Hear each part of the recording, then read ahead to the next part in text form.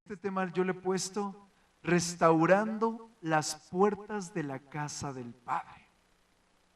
Diga conmigo, restaurando las puertas de la casa del Padre. Así como todos tenemos un llamado a ser evangelistas, porque todos tenemos boca, ¿verdad? Gracias a Dios yo no veo a ninguno mudo. Al contrario, muchos hablan a veces hasta de más, ¿verdad? Así como todos tenemos el llamado a ser evangelistas, también todos los que estamos en la casa del Señor tenemos el llamado a restaurar. Diga conmigo, restaurar. Un restaurador, familia, es aquel que levanta, que construye lo derribado, que empareja o que quita lo arruinado. Y cuando decía este mensaje, el Señor me trajo un ejemplo muy sencillo para tener un mayor entendimiento: la obra de un albañil. Yo he visto los albañiles cuando están trabajando y no es una obra fácil, no es una obra rápida. Al contrario, requiere mucho detalle y muchísimo material. ¿A poco no? Es decir, familia, la obra que nosotros tenemos no es fácil, no es rápida y requiere mucho detalle y material. Estamos juntos. Es decir, que hoy el llamado que el Señor le está haciendo a la iglesia, no solamente a nosotros, sino a la iglesia en general, es: si tú estás atento a mi voz, yo te enseñaré a restaurar. Y mientras tú restauras mi casa, yo restauraré tu casa. ¿Alguien dice amén a eso? Cuando yo estaba haciendo esto, el Señor me trajo un pensamiento que muchas personas dicen que en la Biblia hay ciertas frases que declaramos pero no están, como aquella que dice: ayúdate que yo te ayudaré. Eso no está en la Biblia. Tampoco está el Señor conoce, no, la hoja de un árbol no se mueve si no es por la voluntad de Dios. Esa tampoco está en la Biblia. Y tampoco está en la Biblia: ocúpate de mis cosas que yo me ocuparé de las tuyas. Y cuando yo hacía este mensaje dije: Señor, ¿y por qué me das esta frase?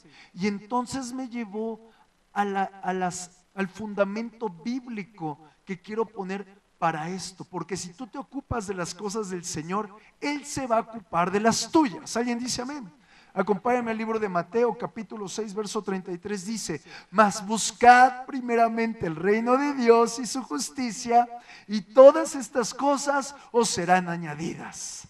Diga conmigo: si yo pongo mano en las cosas del Señor, el Señor pondrá mano en mis cosas. También en Éxodo 23, 25 dice: mas a Jehová vuestro Dios sirviereis, y Él bendecirá tu pan y tus aguas, y yo quitaré toda enfermedad de en medio de ti. ¡Wow! Es decir, que si yo le sirvo al Señor, Él se va a ocupar de todo lo que involucra mi casa. ¿Hay alguno dispuesto aquí a comenzar a restaurar? Recuerda, mientras tú restauras la casa del Señor, Él se va a ocupar en restaurar tu propia casa. Y el hablar de restauración involucra primero la casa de Dios y al parejo mi familia. Y la primera piedra angular que hoy quiero colocar es que tenemos que tener en mente que Jehová es nuestro pastor. Él es nuestra guía. Teniendo esto en mente, entonces podremos saber que todo lo que hagamos, Él nos va a guiar. Ahora acompáñame al libro de Isaías, capítulo 58, verso 11 y 12. Dice la palabra del Señor: Jehová te pastoreará siempre. ¿Alguien dice amén? Y en las sequías saciará tu alma. ¿Alguien dice amén a esa promesa? Y dará vigor a tus huesos. Aquellos que tienen problema en los huesos, por favor digan amén. Y serás como huerto de riego y como manantial de aguas, cuyas aguas nunca faltan.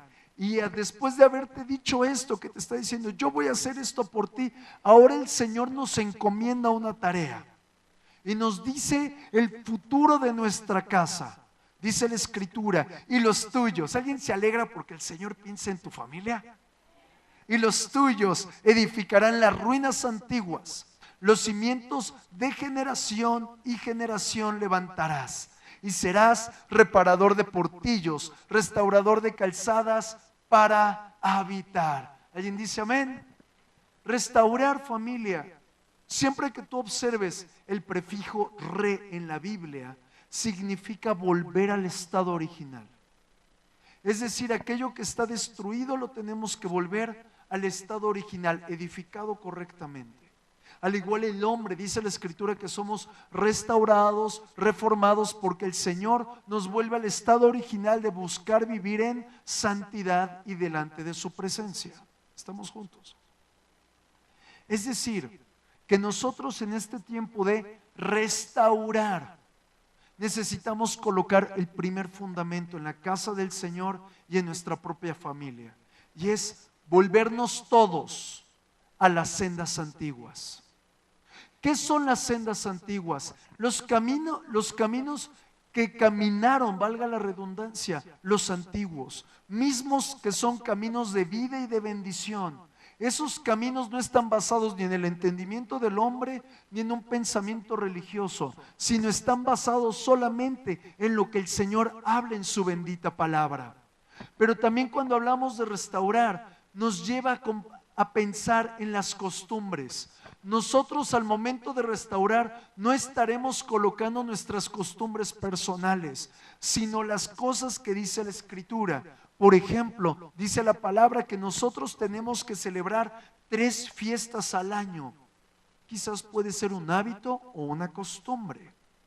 Tenemos que restaurar aquello que la iglesia ha dejado por un lado, al igual que los pensamientos y el entendimiento, pero todo relacionado a la Escritura y fundamentado en una senda nueva que son las sendas antiguas. ¿Alguien dice amén?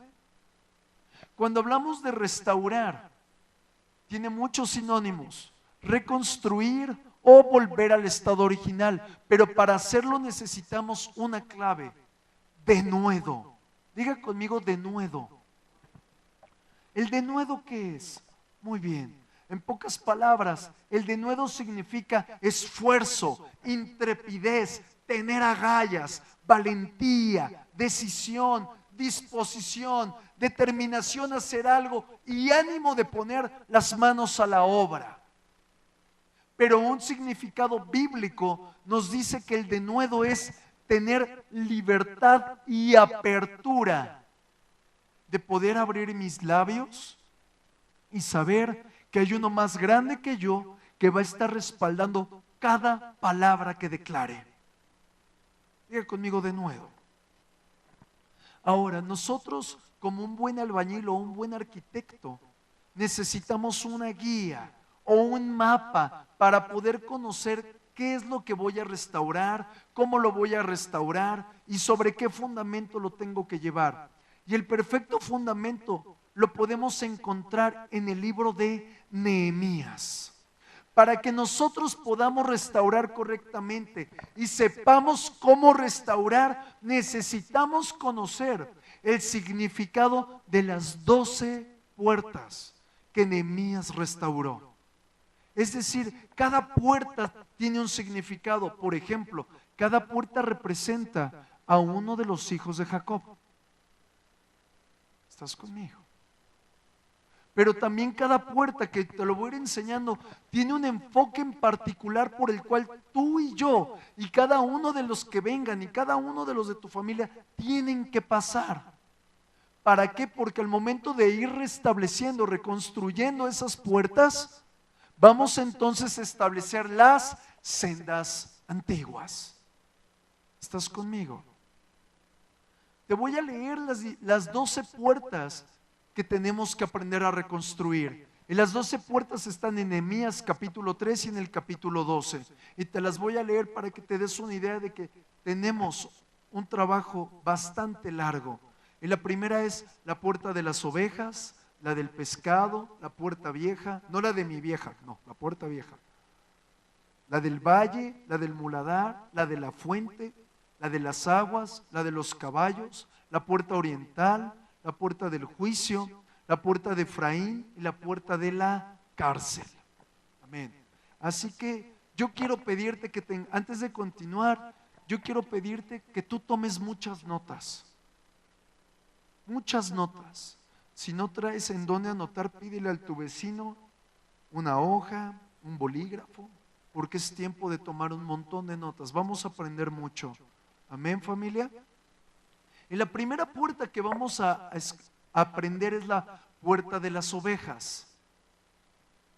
Y eso está en Nehemías capítulo 3, verso 1.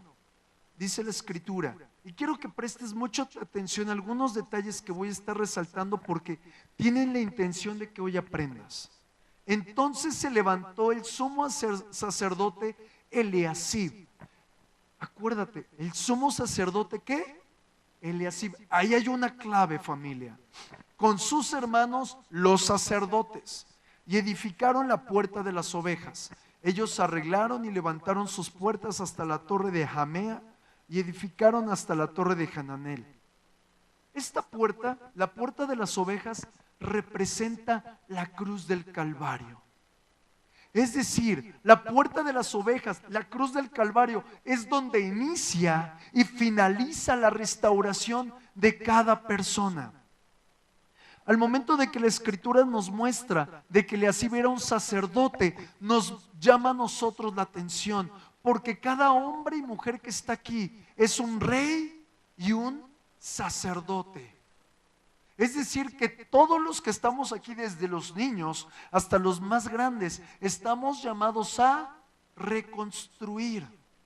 Y los reyes y los sacerdotes básicamente tienen un llamado muy importante, y es a levantar adoración, sacrificio, y en esta tarea restaurar la casa. Es decir, no porque sea el pastor, él se va a quedar ahí cruzado de brazos, porque tengo el mal testimonio de ver en muchas iglesias que el pastor está así bien bonito, ahí tráiganme el agua, levántenme las mesas, límpienme el carro. Y no es cierto, el pastor tiene que ser el primero en servir. Estamos juntos. Es decir, familia, el llamado que nos está haciendo es ahora llevar a cabo la tarea que nuestro sumo sacerdote nos indica. ¿Y quién es nuestro sumo sacerdote? Jesucristo. Muy bien. Esta puerta físicamente estaba en un lugar llamado el barrio de los sacerdotes, lo cual nos muestra que es el entorno familiar. Es decir, que nuestra labor debe comenzar tanto en la puerta que está en la casa del Señor, como dentro de nuestra casa, que es el entorno familiar, porque todas las cosas deben girar alrededor de la cruz. Es decir, cada detalle, aún cada conflicto, aún, familia, toda celebración y todo tiempo tiene que estar Jesucristo en el centro. Si en tu casa hay algo, por ejemplo, ahorita nosotros estamos en un tiempo de ayuno y yo creo que nadie está viendo televisión. Ay, bueno, escuché 2 amenes por ahí, gloria a Dios. Pero aun cuando tú veas tele o escuches algo en la radio, eso que escuchas debe de girar en torno a Jesucristo, a la cruz. Las acciones con tu marido, ok, te pones bien enfadado, pero aún tu enfado debe de estar inclinado ante la cruz, recordando que cada una de nuestras acciones no van en contra de la mujer o del hombre, van en contra de la persona que está en ese hombre o en esa mujer. ¿Y qué persona habita en ellos? Jesucristo. ¿Estamos de acuerdo, familia?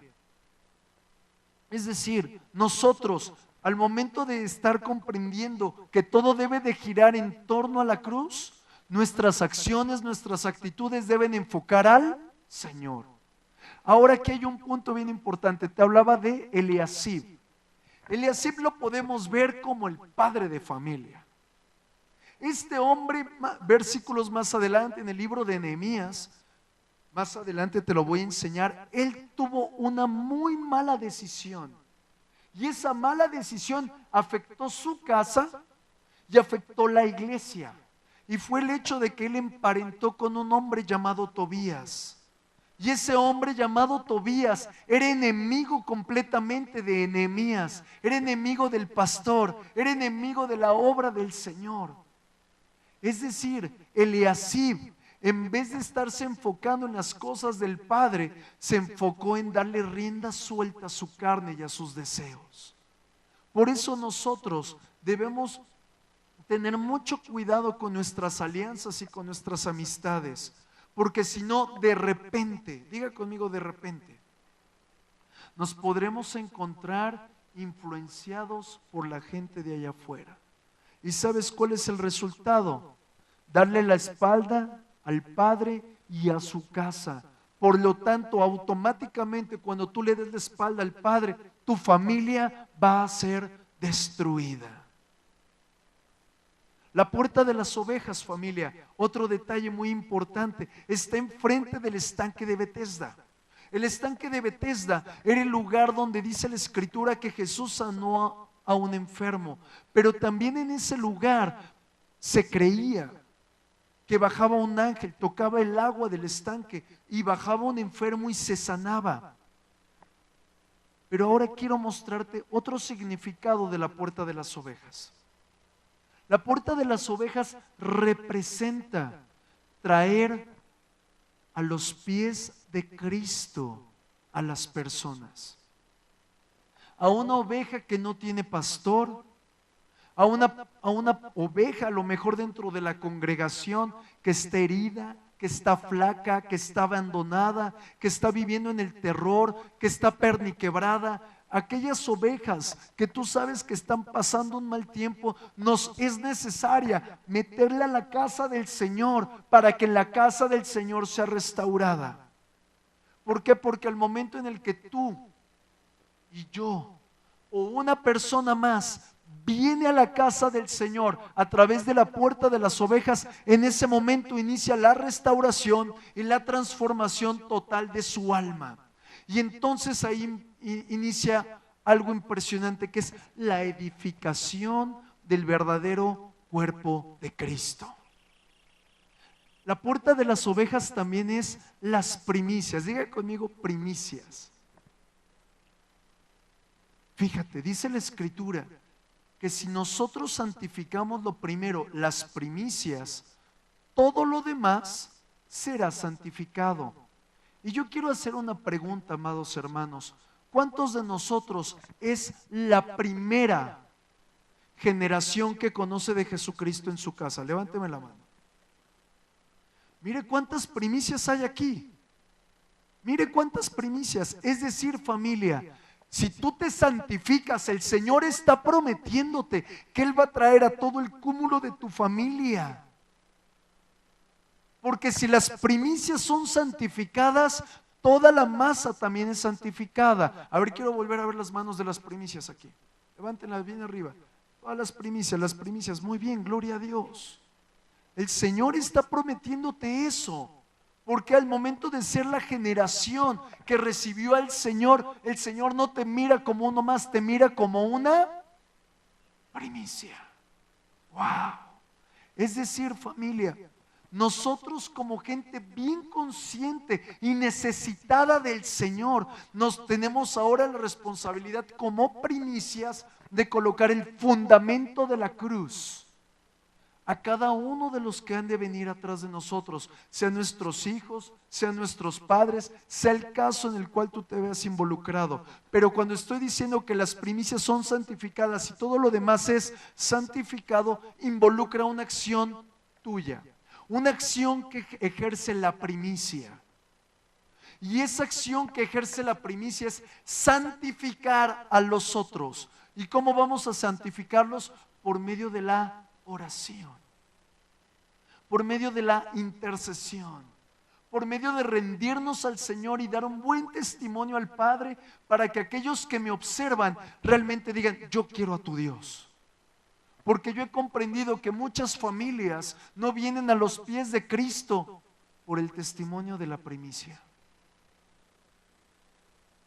Hola, primicias. ¿Estamos juntos hasta aquí? Es decir, nosotros como personas. Cuando la Escritura nos está hablando de que la tarea es del sacerdote, significa que todos delante del Señor debemos traer sacrificios de adoración y oración delante de Él. El trabajo de restaurar la puerta de las ovejas es arduo y no involucra a una persona, sino a toda la familia. Es decir, que todos en casa, desde el más chiquito hasta el que tiene más años, todos tenemos la responsabilidad de traer sacrificios de alabanza, sacrificios de adoración, sacrificios de oración delante del Padre, porque Él es el que restaura. ¿Estás conmigo, familia? Sin embargo, muchas ocasiones, aquí hay un punto muy curioso. Al momento de que la puerta de las ovejas nos señala la cruz del Calvario, y al momento que te digo que todos en la familia tienen que trabajar, muchas veces dentro de la familia siempre hay uno, yo hice más, ¿a poco no? Yo oré más, y otro, yo lloré más. ¿Estamos de acuerdo? Pero al momento de que nos muestra de que es la cruz del Calvario, tenemos que ver que Él es el centro. Él es el importante, no la obra que yo hago, sino la entrega que yo tengo para con Él. Es decir, que mientras que edifiquemos, tenemos que evitar contenciones entre la familia y entre los hermanos. ¿Por qué? Porque lo único que convence el corazón del hombre para que deje las tinieblas y venga a su camino admirable se llama Jesucristo y se llama Espíritu Santo. Por eso es necesario que todo hijo de Dios, ¿cuántos hijos de Dios hay aquí? ¿Los hijos de Dios pueden darle palmas a Jesús? Muy bien, si hay hijos de Dios aquí, recibe la gloria, Señor. Es decir, que nosotros como hijos de Dios tenemos la responsabilidad de restaurar la puerta de las ovejas, iniciando en nuestra propia casa, en nuestra propia colonia, pero también alrededor de donde está la casa del Señor. ¿Por qué? Porque si logramos nosotros que una persona sienta, perciba el verdadero amor de Dios, esa persona automáticamente producirá en su corazón una nueva perspectiva, un nuevo deseo, un nuevo sabor, una nueva inclinación, lo cual nos lleva a lo que dice la Escritura: nueva criatura es. Es decir, siendo una nueva criatura, ahora será una persona reformada, endulzada y purificada por medio de la cruz del Calvario. ¿Alguien dice amén a eso? ¿Cuántos están dispuestos a restaurar la puerta de las ovejas? Vamos a ver la puerta del pescado. La puerta del pescado es más impresionante todavía. Vamos, acompáñame en tu Biblia, Nehemías capítulo 3, verso 3. Y la Escritura dice: los hijos de Sena edificaron la puerta del pescado. Ellos le enmaderaron y levantaron sus puertas con sus cerrojos y sus cerraduras. La puerta del pescado, familia, representa el discipulado, representa el alimento espiritual. ¿Estás conmigo hasta aquí? Es decir, tanto tú que has entrado por la puerta de las ovejas, como cada persona que tú traigas a entrar por la puerta de las ovejas, necesita ahora ser discipulado. Es decir, necesitamos un seguimiento. Pero todos los que estamos en la casa del Señor, desde el que acaba de llegar por primera vez hasta el que lleva mucho tiempo, todos necesitamos ser constantes en las cosas del Señor. Es decir, llueve, truena, relampaguea, tengo una pata rota o lo que sea, yo tengo que estar en las cosas del Señor, porque me conviene estar en los negocios de mi Padre. ¿Alguien está conmigo? Pero también la puerta del pescado representa dar un buen testimonio. Un buen testimonio con nuestras acciones, con nuestras actitudes, con nuestro temperamento, con nuestras pláticas.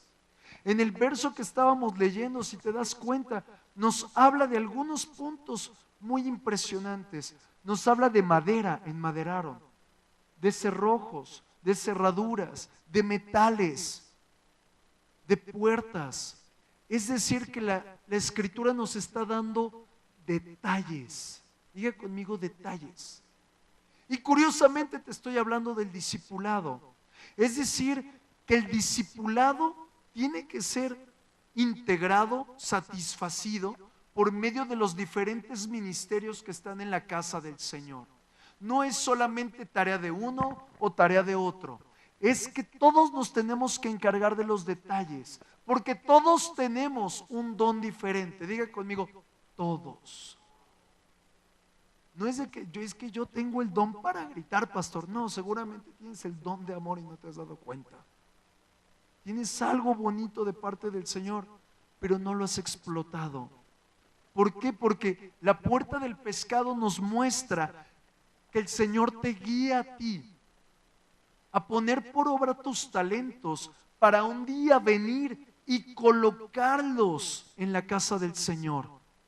Porque todos edificamos, dice la Escritura, en vano edifican los edificadores si el Señor no edifica la casa. Es decir, que es el Señor el que primero comienza a guiarte a ti y luego tú comienzas a edificar en la casa del Señor. Pero siempre teniendo bien en claro algo, que Jesucristo es la piedra del ángulo, es nuestro enfoque. La puerta del pescado, mis amados, nos conecta o nos desconecta de las cosas que no son del Señor. Nos desconecta de las falsas doctrinas, nos desconecta del mundo. Es decir, nosotros, al momento de ser discípulos o ser discipuladores, nos dejen claro que comenzamos a conocer la Escritura. Y nosotros al conocer la Escritura, automáticamente comenzamos a filtrar las cosas que vienen de Dios y las que no vienen del Señor. Es decir, que la puerta del pescado tiene también como centro el conocer y escudriñar la Escritura. Amén. En la Escritura, en el verso 3, como le estábamos leyendo, no nos da mucho detalle de quiénes fueron los restauradores. Solamente nos muestra los hijos de fulano. No nos está diciendo fue tal, fue tal, fue tal y fue aquel. Y eso nos revela algo bien en particular y me impresiona lo que esto revela. Y es decir, que realmente el discipulador, el pastor, el profeta, el maestro, el apóstol, el servidor, no tiene mucha importancia. El que tiene la gran importancia es la palabra que sale a través de ellos, porque lo que discipula no es la persona, es la Escritura. Porque la Escritura cumple su propósito en la oveja. Es decir, cuando tú estés como discipulador, como pastor, tienes que vivir aterrizado de que realmente lo que importa es la Escritura y no tu hermosa figura de Barbie. Amén. Amén por la figura de Barbie o amén por el ministerio. Quiero que te des cuenta también al momento de que los discipuladores, los servidores, ¿cuántos servidores del Señor hay aquí? ¿Le pueden dar un aplauso al Señor los servidores? Muy bien, si hay servidores aquí. Los discipuladores, los servidores, los que estamos edificando la puerta del pescado, tienen que recibir hoy algo impresionante. Porque la puerta del pescado tiene la capacidad de abrir o cerrar la bendición y la revelación de Dios. Es decir, mis amados, por eso son los detalles que te hablaba. La revelación y la bendición representan también tanto los pernos como las cerraduras de la puerta. Porque tú no puedes avanzar más allá en tu obra con el Señor si no conoces, si no te discipulan, si no te discipulas. estás conmigo. Es decir, que esto representa que tengamos acceso a los secretos del Señor. La palabra efectivamente nos dice que las cosas ocultas pertenecen al Padre y las reveladas a nosotros. Pero yo te pregunto, ¿ya conoces todo lo revelado? Entonces nos toca meternos a escudriñar, a conocer y permitir que seamos discipulados. Amén. Curiosamente, esta puerta llamada la del pescado es la única puerta que te lleva al camino de Hebrón. Hebrón es el lugar donde Abraham se rindió al Señor por primera ocasión y levantó un altar de adoración enorme, glorioso, porque fue en el momento en el que él se despojó de Lot. Se despojó de su pasado, se despojó de lo que lo tenía atado. Es decir, en Hebrón él tuvo un encuentro cara a cara con el Señor. Porque en Hebrón, cada hombre y cada mujer que permite ser guiada por el Señor, cuando llega a tener un encuentro personal con el Señor, sea en un tiempo de oración, sea en un tiempo de alabanza, sea en un evento que le llamamos encuentro, sea en lo que sea, en ese momento la persona es fortalecida, vencemos la oposición y llegamos a la tierra prometida. Pero también en Hebrón nosotros llegamos a otro nivel espiritual, comenzamos a conocer más del corazón del Padre. Ojo, tú no puedes llegar a Hebrón si no pasas por la puerta del pescado. Es decir, aquí hay un punto importante para aquellos que te encuentres y te digan, no, yo estoy harto de las iglesias, yo me quedo solito con el Señor y con la palabra. Nunca tendrán un encuentro con el Señor, porque necesitan ser discipulados. Porque a través de la revelación que tiene uno, que tiene otro, o a través de la ministración, ellos pueden llegar a un encuentro cara a cara con el Padre. ¿Alguien dice amén a eso? Ahora vamos a ver la puerta vieja. Acompáñame a ver el libro de Nehemías, capítulo 3, verso 6. Dice la Escritura: la puerta vieja fue restaurada por Joiada, hijo de Pasea, y Mesulam, hijo de Besodías. Ellos la enmaderaron y levantaron sus puertas con sus cerraduras y cerrojos.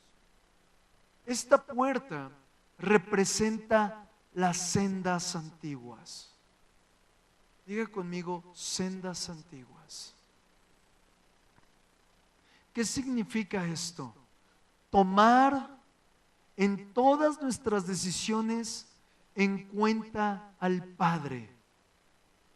Es decir, mis amados, nosotros debemos aprender a adoptar los principios, los mandamientos, las señales, todo lo que el Señor nos envíe como propio. Es decir, nosotros tenemos que aprender a sacar de nuestra propia vida todas las vertientes y todos los caminos modernos, todo lo novedoso, todo aquello que nos rodea, porque realmente son influencias de falsos consejeros. La puerta antigua también es conocida como la puerta de la muralla, de la antigua muralla. Sin embargo, quiero poner un peldaño aquí. El enfoque de restaurar la puerta vieja nos toma a nosotros como responsables de practicar todo el consejo del Padre, de tapa a tapa la palabra. ¿Por qué? Porque es ahí donde radican las sendas antiguas. Es decir, mis amados, todas las ideas modernistas que nos enseñan o que le están enseñando a los jóvenes, todas están enfocadas al yo, porque todo gira en torno al ego, en torno a la aprobación, en torno al reconocimiento, en torno a las tendencias del mundo. Y quiero decirte algo, que aquellas personas que se dejan guiar por esto siempre tendrán caída. algo que el Señor me hablaba es, muchas personas que hoy se dejan llevar por estas vertientes, lo único que están haciendo es camuflajeando la soledad. Están maquillando el abandono. ¿Por qué? Porque la gente está sedienta de aceptación y de aprobación de las cosas del mundo. Y un ejemplo muy claro de esto son los tatuajes. De repente comencé a ver que desde los más chiquitos hasta los más grandes, en mis amados, hasta gente de la tercera edad poniéndose un tatuaje. Yo me pregunto por qué lo hacen. Y el Señor me responde, porque si ellos no lo hacen, no están en la onda. No están en lo que el mundo quiere. No estás en lo mío. Y si no estás en lo mío, estás fuera de todo, estás pasado de moda. Es decir, que lo mío representa el yo. Y la Escritura dice algo muy contrario a esto. Ya no vivo yo, sino Cristo vive en mí, y todo lo que vivo en la carne, lo vivo en la fe del Hijo de Dios, que se entregó y murió por mí. Es decir, no te dejes llevar por ninguna de las vertientes del mundo. Es que me gusta. No, Señor. Necesitamos volver a las sendas antiguas. Hay algo bien fuerte que está sucediendo. Muchas familias desde hace algunos años, en vez de que el varón vaya y pida a la mujer y se casen, antes de casarse viven mucho tiempo juntos. Y eso no está bien delante de los ojos del Señor. Estás en pecado, estás en fornicación. Necesitas arreglar tu vida delante del Señor si ese es tu caso. Es decir, que nos dejamos llevar por lo que dice el mundo. ¿Para qué te casas? Mira, te vas a divorciar y te va a quitar todo ella. Se le ve que es una... ¿A poco no? No, familia. Nosotros tenemos que hacer las cosas conforme a la Escritura, porque la palabra de Dios es viva y es eficaz, es realidad, es inteligencia, es sabiduría. ¿Estamos juntos? Ahora vamos a ver la puerta del valle. Este está en Nehemías capítulo 3, verso 13. Y dice la Escritura: la puerta del valle la restauró Hanún con los moradores de Zanoa.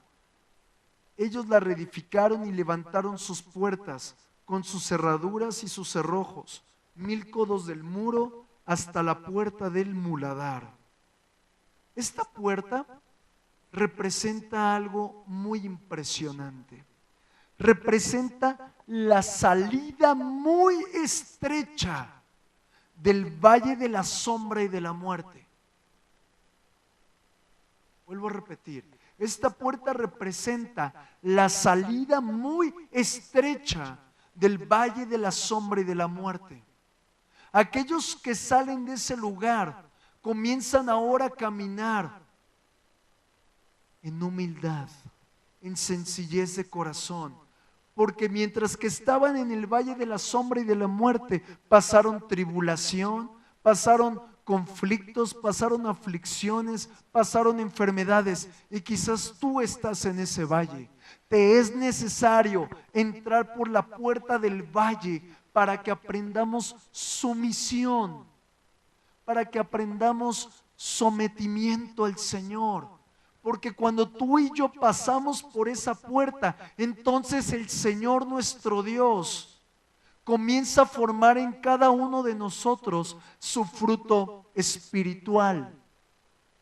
Es decir, el fruto espiritual no lo hago yo, lo hace el Señor en mí por medio del trabajo que Él está haciendo. Es decir, que una persona que pasa por el valle de la sombra y de la muerte y se somete al Señor, téngalo por seguro que va a recibir fruto del Espíritu Santo. Y te los quiero mostrar. Acompáñame a Gálatas, capítulo 22, verso 5, 22 y 23. Dice la Escritura, mas el fruto del Espíritu es amor, gozo, paz, paciencia, benignidad, bondad, fe, mansedumbre, templanza. Contra tales cosas no hay ley. Si tú estás pasando por cualquier tipo de aflicción, sea con tu familia, sea con tu esposo, sea con tus niños, sea enfermedad, yo te pido en el Señor, humíllate al Padre, porque el Señor está formando en ti alguno de estos que representan solo un fruto, no son 9 frutos, es solo un fruto compuesto por 9. Estamos juntos hasta aquí. Vamos a ver la siguiente puerta. Y aunque tú no lo creas, me encantó y fue una de mis favoritas, la puerta del muladar. Dice la Escritura en Nehemías capítulo 3, verso 14. Reedificó la puerta del muladar. Y aquí hay otro detalle. Malquías. Diga conmigo, Malquías. No Malaquías, Malquías.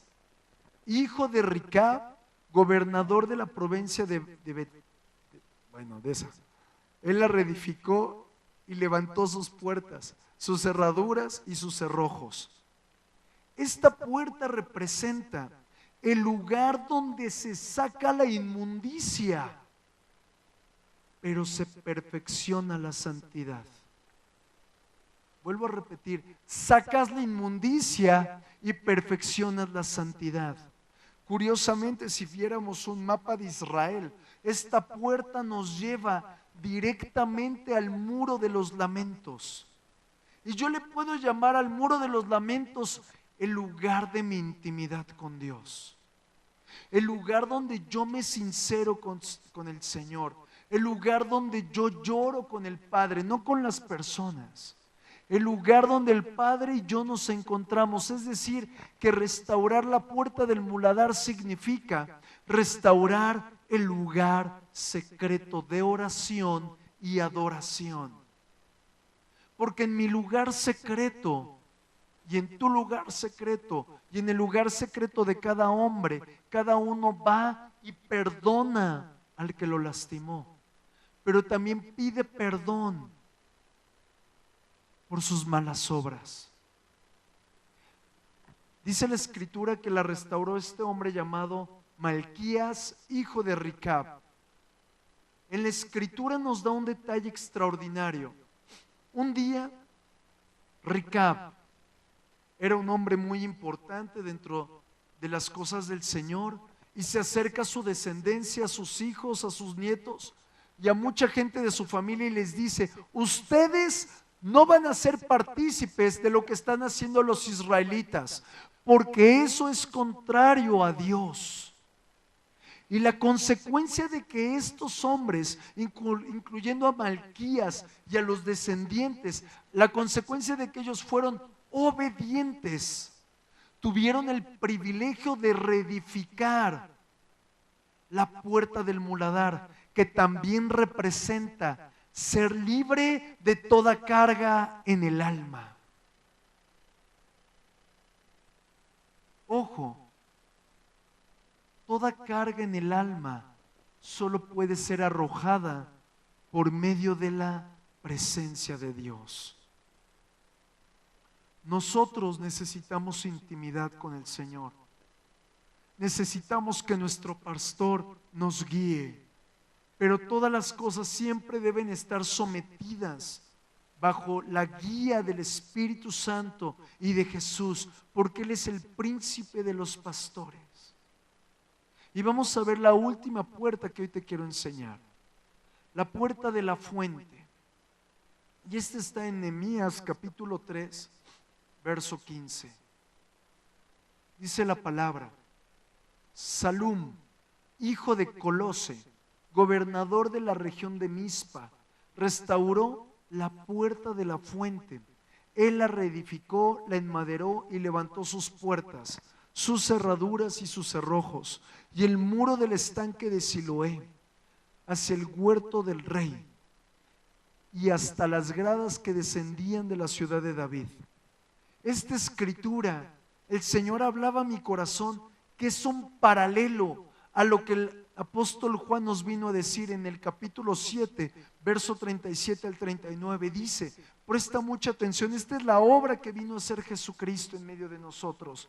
En el último día y gran día de la fiesta, Jesús se puso en pie y alzó la voz diciendo, si alguno tiene sed, venga a mí y beba. El que cree en mí, como dice la Escritura, de su interior correrán ríos de agua viva. Eso dijo del Espíritu que había de recibir los creyentes en él. Pues aún no había venido el Espíritu Santo, porque Jesús no había sido aún glorificado. Y aún el Señor me llevó a otra cita, que se unen las tres para darnos el significado de la puerta de la fuente. Isaías 55:1 dice, a todos los sedientos, ¿hay alguno que tenga aquí sed de Dios? A todos los sedientos, venid a las aguas. Y los que no tienen dinero, venid, comprad y comed. Venid, comprad sin dinero y sin precio, vino y leche. Esto nos resulta, familia, de que un creyente en Jesucristo necesita vivir de manera continua siendo lleno del Espíritu Santo y vivir siendo guiado, inspirado y controlado por el Espíritu Santo. Es decir, mis amados, todo verdadero creyente en Jesucristo debe permanecer bebiendo de esas aguas, como si tú permanecieras bajo una cascada y no te movieras, en un río caudaloso y no te movieras. ¿Por qué? Porque es ahí donde tú vas a estar bebiendo del Señor. ¿Alguien dice amén a esto? Y quiero ponerte un ejemplo. Un día el Señor se acerca a la samaritana y le dice, el que beba de este pozo, el que beba de mí, no tendrá sed jamás. ¿Por qué se lo decía? Porque ¿será que la vio sedienta? Yo no creo que estuviera sedienta físicamente, porque ella tenía un cántaro del cual estaba recogiendo agua del pozo, tenía agua para beber. Pero lo que se refería Jesús con la samaritana es porque esta mujer había buscado saciar la sed de amor de su alma en 5 maridos. Y aún con el que vivía su amante, no podía saciar su sed. Es decir, por eso Jesús le está diciendo, si tú tienes sed, pídeme de beber, que yo te daré agua. Es decir, mis amados, solo el agua de Jesucristo, la misma que procede de esta fuente, la misma que tú y yo queremos recibir, sin duda representa la gracia y el Espíritu de Dios impartido sobre los hombres. Y a causa de que tú y yo bebamos de esas aguas, entonces podremos abrazar y vivir el Evangelio. Y quiero que pienses por un momento. La Escritura nos dice que todos los hombres estamos compuestos por espíritu, alma y cuerpo. Todos tenemos un alma, ¿ok? Pero el alma es como un desierto. ¿Y cómo son los desiertos? Secos, áridos, no hay nada. Es decir, que nuestra alma de manera continua tiene sed.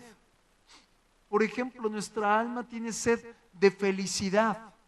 Y lo comienza a buscar en todas partes y no la encuentra. Y entonces nuestra alma busca en diferentes direcciones, intenta con muchos objetos, intenta con muchas personas, y todas las obras del alma son en vano.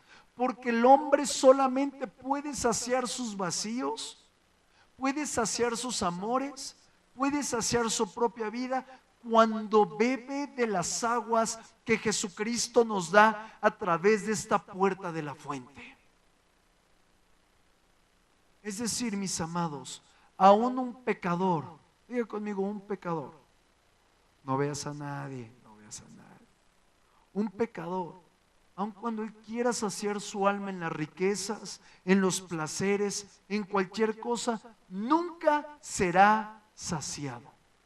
Jamás. Hasta que tú y yo nos encontramos con Jesucristo, hasta ese momento podemos ser saciados. Y quiero que te imagines una persona insatisfecha, cansada, en medio del sol, en medio del desierto, ¿cómo le caería un vaso de agua fresca? Impresionante. Eso mismo refleja la gracia del Señor en una persona que ha reconocido su sed y su hambre por Él. ¿Estás conmigo? Es decir, que una persona hasta que se encuentra con Jesucristo nunca sentirá pertenencia a nada ni a nadie. Siempre se sentirá adaptado. Por eso a nosotros nos es necesario aprender a saciarnos de la gracia de Jesucristo. ¿Y cómo la encontramos? Primeramente, humillándonos a Él, buscándolo. Por lo tanto, todo lo que te estoy compartiendo se puede centrar en esto. Cuando tú y yo venimos a comprender este mensaje, reconocemos que ni los placeres ni la diversión del mundo son algo que nos convenga, porque son distractores para que entonces nosotros vayamos y bebamos de lo destructivo y de lo temporal, como la samaritana, 5 maridos y un amante. Es decir, que los placeres y las diversiones de este mundo van a provocar que nos distraigamos de saciar nuestra alma en Jesucristo y aferrarnos a las cosas eternas. Quiero decirte que las aguas que Jesús nos promete no son aguas estancadas, ni tampoco es un solo pozo profundo. Él es la fuente de agua de vida que brota para vida eterna, misma a la cual tú puedes echar mano en todo momento, en el momento de la prueba, en el momento del sequedal, en el momento del gozo. Nosotros al momento de restaurar la puerta de la fuente, estamos abriendo un portal a cada persona que venga a nosotros para que tenga una ilimitada gracia delante del Señor. ¿Por qué? Porque si nosotros propiciamos que el corazón de una persona entre en la puerta de la fuente, que conozca a nuestro Señor Jesucristo, que beba de sus aguas que brota para vida eterna, provocaremos que Él permanezca en Dios y se desate del mundo. Es decir, que cuando nosotros comenzamos a reconstruir esa puerta del muro, automáticamente le estamos abriendo la llave del agua viva a nuestra familia, a nuestra propia vida, y esta siempre permanecerá abierta. ¿Quién dice amén a eso? Para ir concluyendo el mensaje de este día, podrá decir quién quiere restaurar, y todos dirán yo quiero restaurar. Podrá decir cuántos quieren que su familia venga a Cristo y sean restauradas, y todos podrían. Pero es más difícil preguntar cuántos se comprometen a humillarse delante del Señor para que Él les enseñe a restaurar. Así que si ese eres tú, te quiero pedir que hoy te postres delante del Señor y nos presentemos juntos, mostrándole al Padre que estamos dispuestos a restaurar su casa, a restaurar cada puerta, sabiendo que nosotros somos las primicias. Hoy, Padre bueno, nos humillamos delante de tu presencia, mostrándote nuestra total dependencia, mostrándote, Señor, que verdaderamente queremos ser instruidos por ti para restaurar tu casa, para colocar el fundamento que es la cruz del Calvario, para ser sensibles, Señor, y discipularnos, Señor. Hoy, Padre, en el nombre de Jesucristo, Señor, hoy nos postramos delante de ti, Señor, sabiendo que hemos dejado por un lado, Señor, la función que tú nos has enseñado hoy. Pero hoy aquí estamos, Señor,